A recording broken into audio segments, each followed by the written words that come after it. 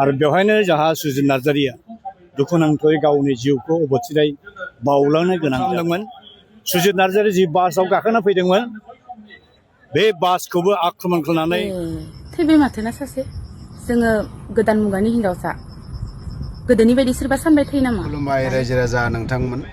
दिनैहाय सुजित नार्जारिनि मृत्यस्तम ना बे मोनसे मुंख्लं खाम्फा बेखेवनायनि हाबाफारिमोन।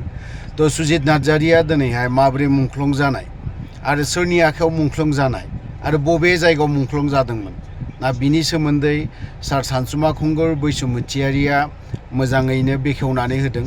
जों खोनासंनानै लानि लोगोसे आरो बुजिनानैबो लानि। बे आंनिनो सासे फरायसामोन। बै समाव आं Kokrajhar government higher secondary and multipurpose स्कुलाव आं फोरोंगिरि हिसाबै खामानि मावदोंमोन। बे समाव सुजित नार्जारि सासे फरायसामोन। फुटबल गेलेनायाव बिराद आखा फाखामोन बियो आरो बे हारि अनफावरि गोसो बिनाव दंमोन हिसाबै 1987नि 12 जुन खालि गुवाहाटीयाव जे फार्स्ट बड'लेण्ड सुबुं सोमावसारनायनि बयनिख्रुइबो देरसिन जे मास रेडि जादोंमोन सुबुं गौमा बेयाव बिथाङा बाहागो लाहैदोंमोन।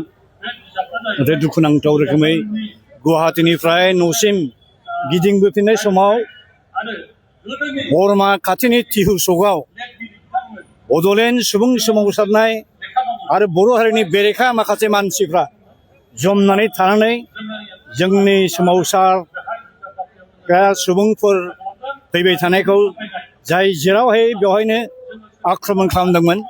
सुजित नार्जारि जि बासआव गाखोना फैदोंमोन बे बासखौबो आक्रमण खालामनानै अन्थाइ बायदिसिनाजों खुबैनानै आक्रमण खालामदोंमोन आरो बेवहायनो जोंहा सुजित नार्जारिया दुखुनांथावै गावनि जिउखौ अबथिराय बावलांनो गोनां जादों आरो बे सासे आदर्श गोनां मानसिमोन।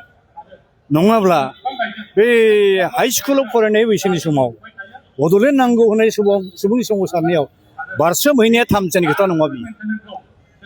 जोंसो गियो खिन्थु बे गियाखै।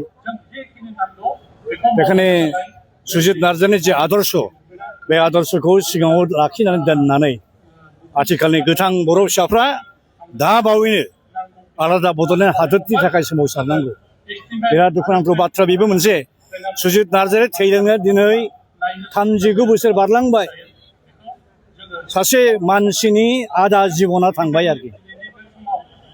आरो जुदि 39 बोसोर बारलांबावोब्ला जोंनि सुबुं सोमावसारनाया बड'लेण्ड हादोरनि थाखाय बावलांबावोब्ला अब्ला मा जाहैगोन? बे बर' हारिया बे बुहुमाव हारि हिसाबै थांनानै थानांगौ मस्त' मुस्किल जाबाय।